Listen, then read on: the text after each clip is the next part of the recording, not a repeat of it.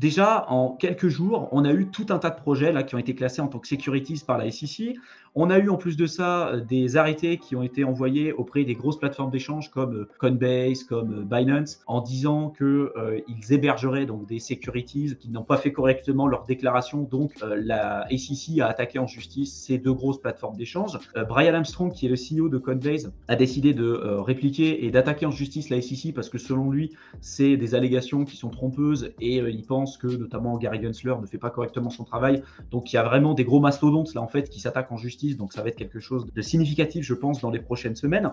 Et d'ailleurs, suite à ça, ça a été énormément critiqué, hein, en tout cas les décisions de Gary Gensler et des propos qui ont été colportés par cette personne, aussi bien que, enfin, de manière aussi importante qu'il y a des politiciens, comme par exemple Davidson, un républicain, qui a fait signer une pétition pour demander le renvoi purement et simplement de Gary Gensler à la tête de la SEC. Je crois que dernièrement, ça a été acté. Tu me confirmeras, Théo, si c'est le cas ou pas. Il faudrait que je vérifie, mais je crois que Gary Gensler a donné sa démission ou quelque chose comme ça.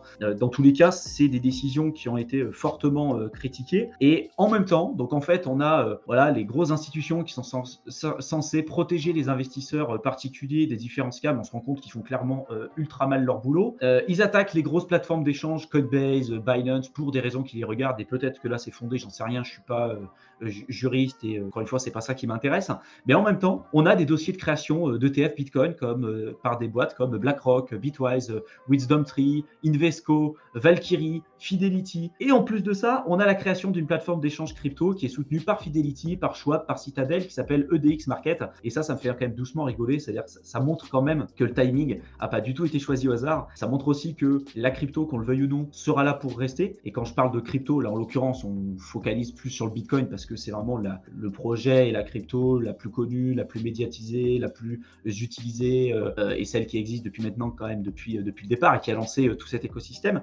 Et pour moi, il y a quand même énormément de manipulation là-dedans parce que le timing n'a pas été choisi au hasard. Je vois pas comment on peut, en quelques semaines, quelques jours, envoyer des attaques en justice sur les plus grosses plateformes d'échange qui existent à l'heure actuelle, attaquer tout un tas de projets crypto en tant que securities, et on peut regarder le cours des cryptos. Hein. C'est-à-dire que la SEC, qui est chargée de protéger les particuliers des scams en crypto, vont attaquer en justice des projets qui ont perdu, comme ça, du jour au lendemain, presque 50% de leur valorisation, à cause justement de ces problématiques de poursuite en justice, alors qu'on se rend compte que dans la liste, il y a des projets qui étaient là depuis 2017, comme BitConnect, voilà, qui est un Ponzi aujourd'hui qui n'existe plus, et on a l'impression qu'ils sont complètement en train de retard. Donc soit, et moi c'est ma conviction, c'est qu'ils sont en collusion en fait aujourd'hui avec les grosses institutions financières, que ce soit BlackRock, que ce soit Fidelity, etc. Et ils voulaient laisser un peu plus de place à ces personnes.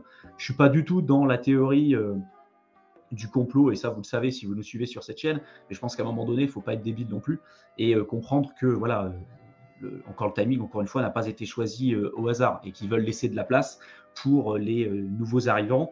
Et je pense que ce scénario prouve que les cryptos sont là pour rester, qu'elles sont là encore pour se développer, que ça va apporter peut-être beaucoup plus de crédibilité à cet écosystème, surtout au niveau de la finance traditionnelle, parce qu'il y a encore énormément de gens qui disent que la crypto, c'est de la merde, ça repose sur rien, ça n'a pas d'intérêt, etc.